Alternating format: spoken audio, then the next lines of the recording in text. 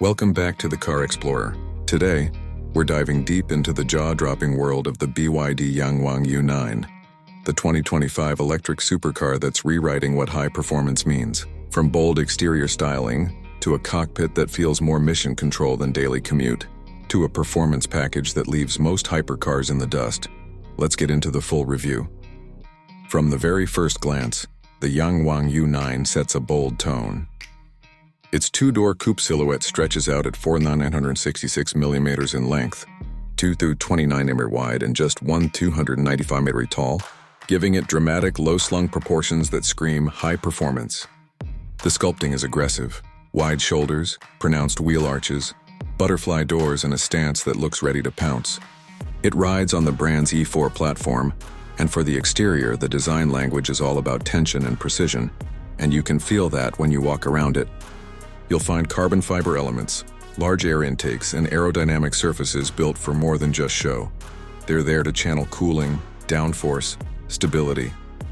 The wheels are huge, the track wide. The overall feel one of purpose rather than just show car prettiness. And when you open those butterfly doors, you get a very dramatic entry that immediately communicates, this is not your average EV. Step inside and things remain just as bold. The cabin of the U9 is unmistakably sporty yet luxurious.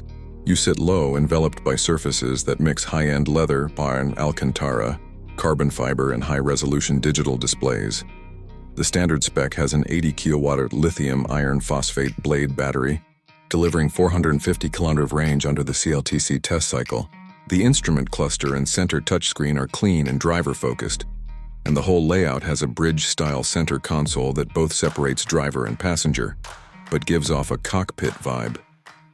One of the standout features, the advanced Dissus X active suspension system.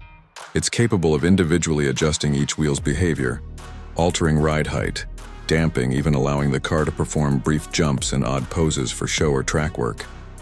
For you as a viewer, the interior feels like a human-machine interface for extreme performance driving, not just comfy commuting. Under the skin, performance is where the U9 really flexes. In its standard form, the car uses a quad-motor setup, one motor per wheel, and outputs over 2,300 horsepower and about 1,680 Nm of torque. Official 0-100 km/h time is 2:36 seconds. Top speed in the standard form is around 309 km/h, 192 mph, according to some sources.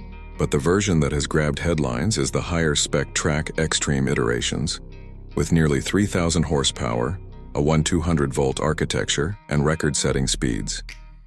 For everyday driving, that means blistering acceleration, instant torque, all-wheel drive via the individual wheel motors, dynamic handling thanks to the E4 platform and torque vectoring, plus the active suspension that keeps things glued to the road even under serious load.